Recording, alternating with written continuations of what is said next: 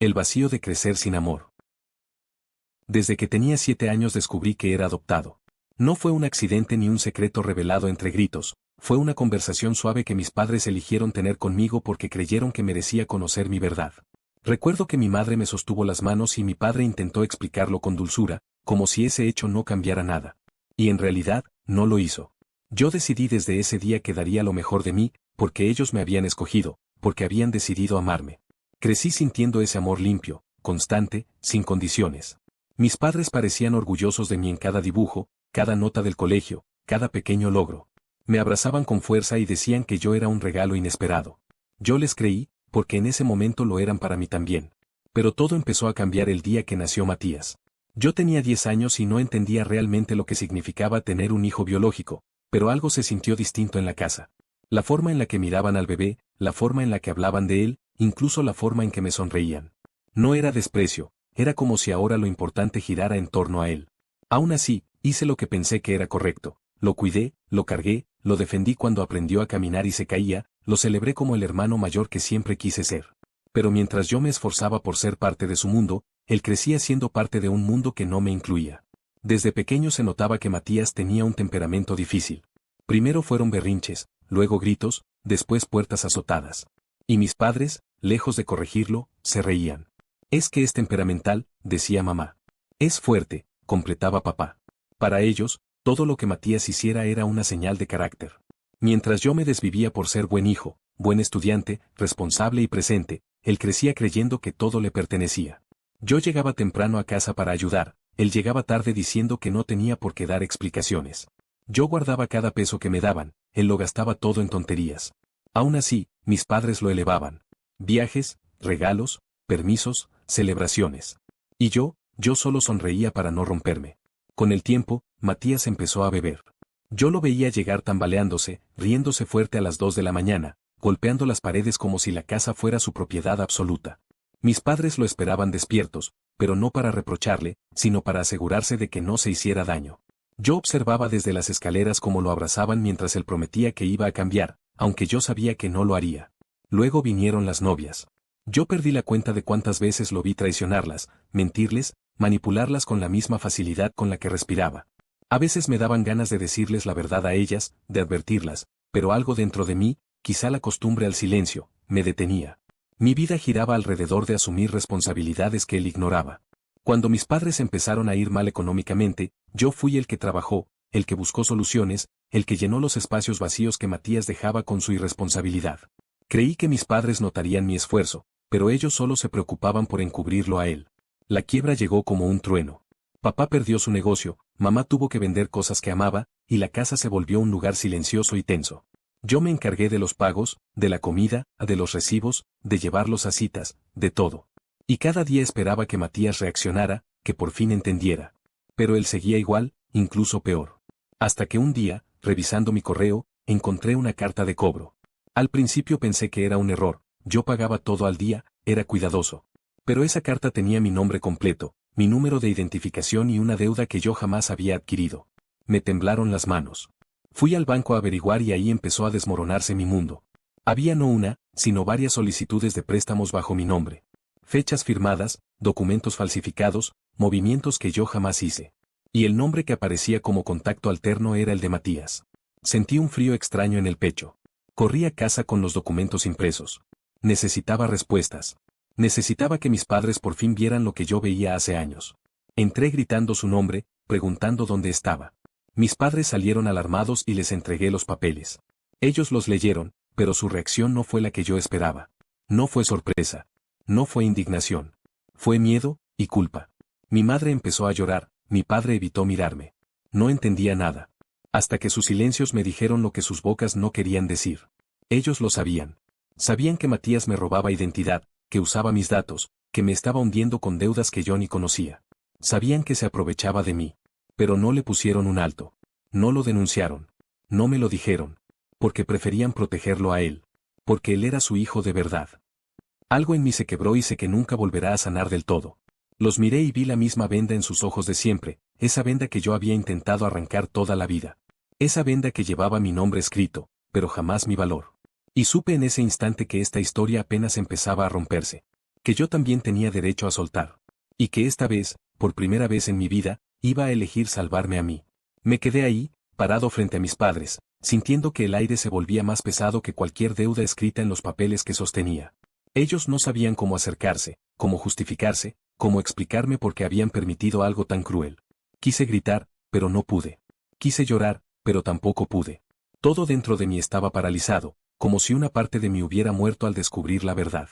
Matías, en cambio, seguía con esa expresión indiferente, como si yo estuviera exagerando, como si lo suyo fuera un error sin importancia. La rabia me subió como lava, quemándome por dentro, pero la contuve porque sabía que una explosión solo iba a hacerme parecer el villano de su historia. Me encerré en mi cuarto para no perder el control, pero incluso allá dentro podía escuchar cómo mis padres lo consolaban, como si él fuera la víctima de todo aquello. Esa noche casi no dormí, repasando una y otra vez cada momento en el que yo había puesto a mi familia por encima de mí mismo. Me di cuenta de que toda mi vida había sido un intento desesperado por merecer un amor que ya estaba decidido desde antes de que yo llegara a esa casa. Y por primera vez, pensé en mí. En mis sueños, en mi paz, en mi identidad, en mi dignidad. A la mañana siguiente desperté con ojeras profundas, pero con una claridad que nunca antes había tenido. No podía quedarme ahí. No podía seguir siendo la base sobre la que ellos sostenían la destrucción de Matías. Salí al comedor y mis padres intentaron hablar conmigo, pero sus palabras sonaban vacías, repetidas, protectoras, pero no hacia mí. Solo me pedían que entendiera a Matías, que no tomara decisiones precipitadas, que la familia era lo primero. Yo ya no podía aceptar ese discurso. Con la misma calma con la que uno decide cerrar un libro que duele, les dije que me iba a ir unos días. Mis padres se quedaron pálidos. Matías, en cambio, se encogió de hombros como si mi partida no representara nada. Recogí unas cuantas cosas, mi documento, ropa, mis cuadernos, mi computador, lo poco que realmente era mío. Cuando crucé la puerta, sentí un vacío extraño, como si dejara atrás una vida entera, pero también como si empezara a respirar por primera vez. Caminé sin rumbo durante horas, sintiendo el peso de cada paso. No tenía un plan. No tenía un destino. Solo sabía que no podía volver. Terminé en un pequeño motel barato esa noche, mirando el techo y preguntándome en qué momento había perdido mi lugar en la familia. Pensé en buscar ayuda legal, pero el miedo a dañar aún más a mis padres me detenía. No quería arrastrarlos, aunque ellos se habían permitido que me arrastraran a mí. Con el paso de los días, el silencio empezó a doler menos. La distancia me permitía pensar con claridad, sin las voces que siempre defendían a Matías. Sin embargo, cada tanto, el recuerdo del engaño me atravesaba el pecho con fuerza. Una tarde recibí un mensaje de mi madre. Decía que me extrañaba, que la casa estaba fría sin mí, que Matías también estaba afectado. Leí ese mensaje y entendí que aún no lo comprendían. Para ellos, Matías siempre era el que necesitaba más apoyo, más amor, más protección. Yo era el que sabía resistir. Y ese fue el problema toda la vida. No contesté el mensaje. Me quedé mirando la pantalla, imaginando sus caras, preguntándome si alguna vez me habían visto de verdad. Al día siguiente, decidí consultar a un abogado. Necesitaba recuperar mi nombre, mi estabilidad, mi vida. El abogado escuchó todo con atención, incluso aquello que me daba vergüenza admitir, que mis padres sabían lo que Matías hacía con mi identidad. Cuando terminé, él me dijo algo que me golpeó duro: tú tienes derecho a salvarte, incluso si ellos no son capaces de hacerlo por ti. Esas palabras se quedaron clavadas en mi mente como un recordatorio necesario. Iniciamos los trámites. Era un proceso largo, pero al menos era un camino hacia adelante. Mientras tanto, busqué un trabajo estable. No era algo grandioso, pero me permitía pagar el motel y comer sin depender de nadie. Cada día que pasaba lejos de casa, recuperaba un pedazo de mí que ni siquiera sabía que había perdido. A veces recordaba las Navidades, los cumpleaños, los momentos en los que creí que éramos una familia unida. Ahora entendía que la unidad que yo sentía era solo un esfuerzo mío. Después de 2 semanas, mi padre me llamó. No atendí. Luego llamó mi madre. Tampoco atendí. Necesitaba más tiempo para sanar antes de escucharlos. Pero entonces llegó un mensaje inesperado. Era Matías. Me escribió como si nada, diciendo que dejara de hacer drama, que todo se iba a arreglar, que él me iba a ayudar a pagar. Leí su mensaje una y otra vez, incapaz de creer su descaro. Él no quería ayudarme, quería que yo dejara de mover las cosas que le convenían. Decidí no contestarle. Y ese silencio lo enfureció. Al día siguiente recibí otro mensaje, esta vez insultante, lleno de burla, como si él no entendiera la gravedad de lo que había hecho. Ahí confirmé que Matías no iba a cambiar. Nunca. Lo bloqueé sin pensarlo más. Esa noche lloré, no por él, sino por el niño que fui, el que siempre creyó que un día Matías lo vería como su hermano. Un nuevo día me despertó con una sensación distinta. Ya no era dolor. Era determinación. Conseguí un pequeño apartamento en arriendo. Era sencillo, casi vacío, pero entraba luz por la ventana y eso me bastaba. Por primera vez, tenía un hogar que no compartía con decepciones. Los trámites avanzaban y poco a poco recuperé control sobre mis finanzas. Fue liberador recuperar mi nombre legalmente. Me di cuenta de que mi identidad nunca había sido el papel que mis padres habían firmado al adoptarme, sino la fuerza con la que siempre enfrenté lo que otros rompían. Un día, mi madre apareció en mi puerta. No sé cómo consiguió la dirección, pero ahí estaba, con la cara hecha pedazos. Me pidió que regresara. Me dijo que sin mí la casa estaba desmoronándose.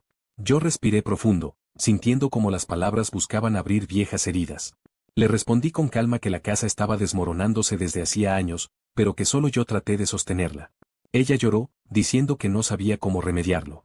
Y yo le dije algo que me costó pero que era verdad: no está en mis manos arreglar lo que ustedes permitieron. Ella me miró como si por fin empezara a entender. Antes de irse, me pidió perdón, pero era un perdón que no sabía dónde colocar, porque no curaba lo que se había roto. Pasaron los meses y poco a poco dejé de mirar hacia atrás. Ya no esperaba una disculpa completa, ni un acto de justicia, ni un reconocimiento. Solo esperaba paz. La paz llegó en formas pequeñas: una tarde sin pensar en ellos, un café sin sentir culpa, una risa sin peso. A veces me preguntaba cómo estaría Matías, pero luego recordaba que su vida siempre estuvo construida sobre el apoyo ciego de mis padres. Yo no podía cargarlo más. No era mi misión ni mi destino salvarlo. Aprendí que soltar no es abandonar, es dejar de hundirte con quienes eligieron no nadar. Poco a poco, empecé a construir nuevas metas, nuevas amistades, nuevas razones para despertar. Comprendí que el amor verdadero no duele así. Y que no todo amor se encuentra en la familia que te recibe, sino en la vida que eliges crear. Un día, viendo el atardecer desde mi ventana, entendí que finalmente me había liberado. Me había liberado de la culpa, del miedo, del rol del hijo perfecto, del hermano salvador, del adulto responsable de todos menos de sí mismo. Por fin era yo. Y aunque mi historia con ellos continuará de alguna forma, ya no determina quién soy ni quién puedo llegar a ser. Ese día, cerré los ojos y dejé que la luz tibia tocara mi rostro. Sentí que, a pesar de todo, había ganado la batalla más importante, la de encontrarme a mí mismo. Y en ese instante supe que el final de esta historia no era amargo. Era un renacer. Era libertad. Era mío. Esta historia es una obra de ficción. Los personajes, situaciones y diálogos han sido creados con fines narrativos y no representan hechos reales ni personas específicas. Cualquier semejanza con la realidad es pura coincidencia.